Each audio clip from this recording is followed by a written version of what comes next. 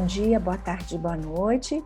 Eu gostaria, em primeiro lugar, de agradecer à diretoria da ANPAP, em nome da Manuela e do Cleomar, por essa impecável organização remota da ANPAP e que possibilitou a gente estar aqui juntos, apesar das distâncias e dessa condição aí de isolamento. Muito obrigada mesmo. Bom, também gostaria de agradecer à FAPESP e ao CNPq pelo auxílio à pesquisa, né, com bolsa de produtividade.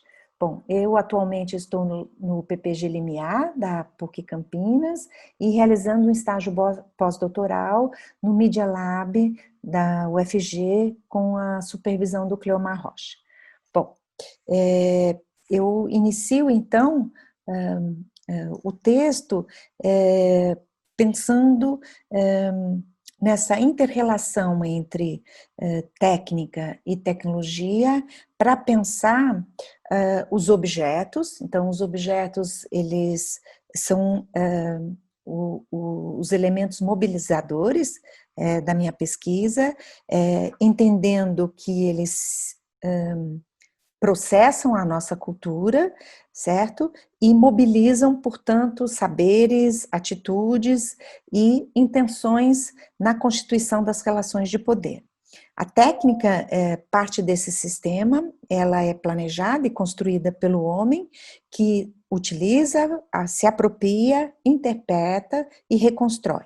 Então, nessa interdependência dos objetos com técnica e tecnologia, é que eu inicio o meu texto pensando que essas articulações, elas encadeiam distintos níveis de abstração, organizam demandas e forças oriundas da nossa percepção e da nossa ação numa dada situação histórico-social.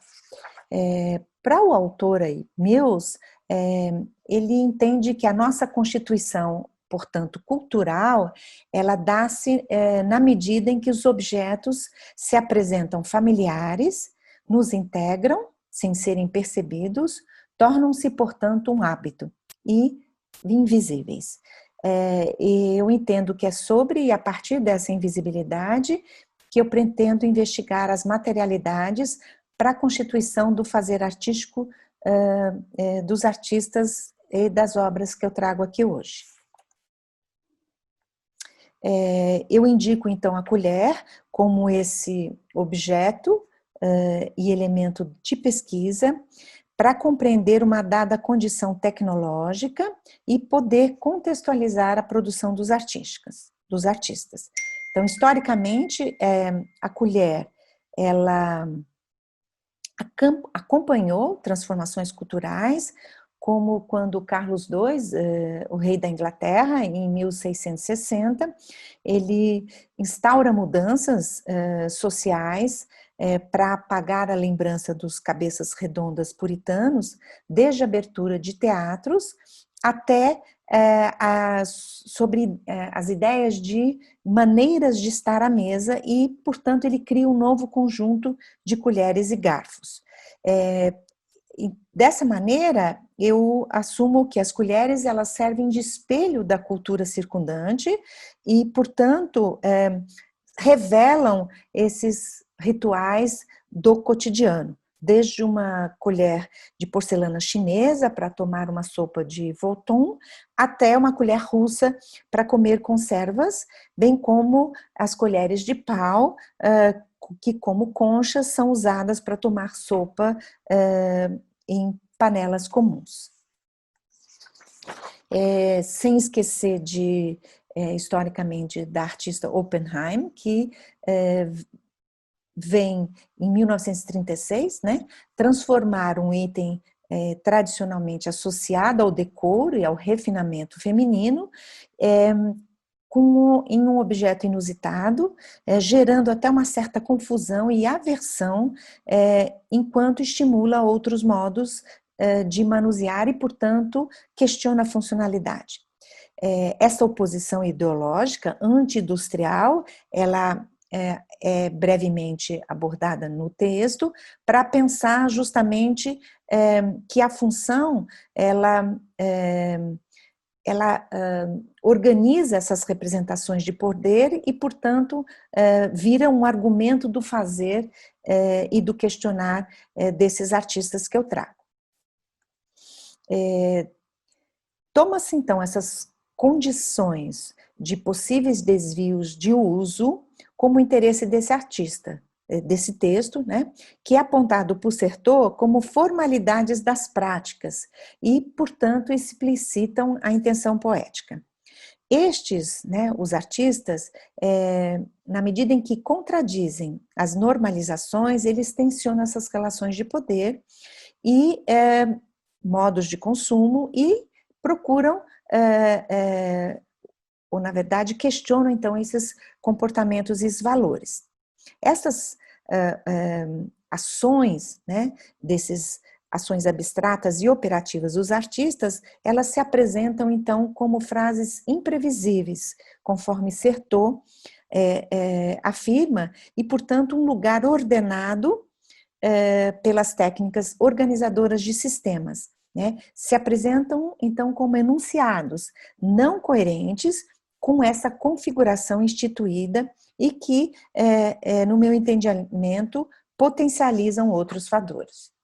Então, a primeira artista que eu trago é a Gabi White, que nessa produção específica de colheres, ela nomeia os 7 pecados capitais para configurar seus objetos.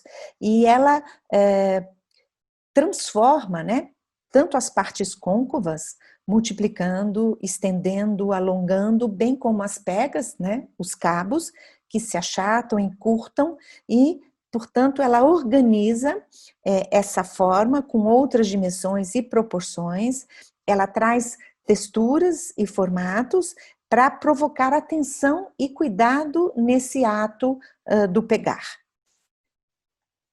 Ela, nesse outro projeto, Creature, ela apresenta formas inspiradas no universo da botânica e traz elementos marinhos, que transfiguram, então, também esses usos reconhecidos do medir, cozinhar, servir e comer, ainda que os elementos estruturais, tanto a parte côncava como o cabo, guardem certa semelhança formal.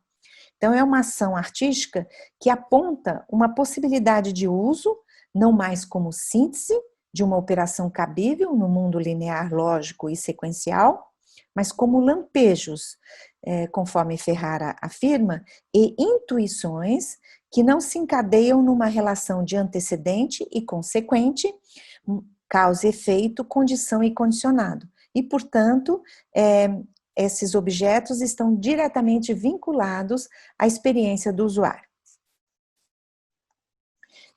Então, as formas, elas informam sobre o estado vigente de valores e, nestes trabalhos artísticos, formulam narrativas singulares que desordenam as atividades domésticas, por exemplo, o preparo e o consumo de alimentos, e são compreendidas como uma construção potencial para criar outras ordens culturais e sociais. E, nesse sentido, essa ideia do habitar pela desordem doméstica. Por fim, o último artista é o David Clarke, que nessa coleção Feed Me, ele reconfigura antigas colheres de Sheffield, é uma cidade britânica que sempre se destacou na Idade Média pela fabricação de facas de qualidade, né? E a partir desses materiais de zinco e estanho, o artista vai combinando, ampliando, deformando esses objetos.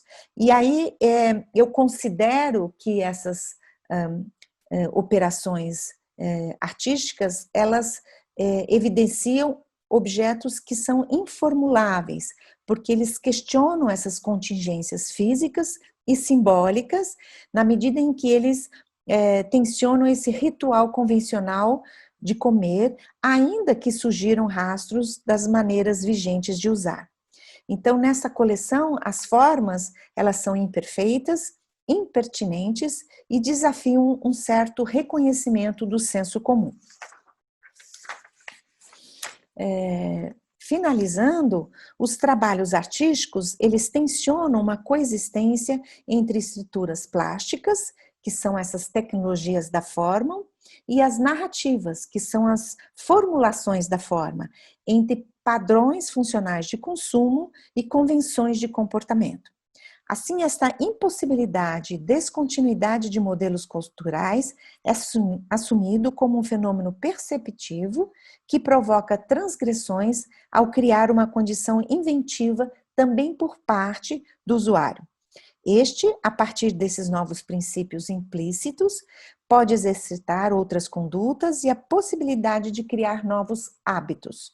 O hábitos, que retomado por Bourdieu, afirma-se como um sistema individual adquirido nas e pelas experiências práticas sociais, que se organiza, então, para funções e nas ações do cotidiano.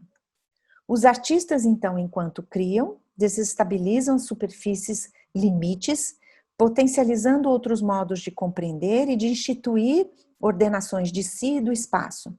Dessas articulações resultam objetos informuláveis, porque escapam à ordem, uma ação desviante que implica uma formulação da forma. Assim, a operação poética invoca uma condição instável, um movimento subjetivo de transfiguração.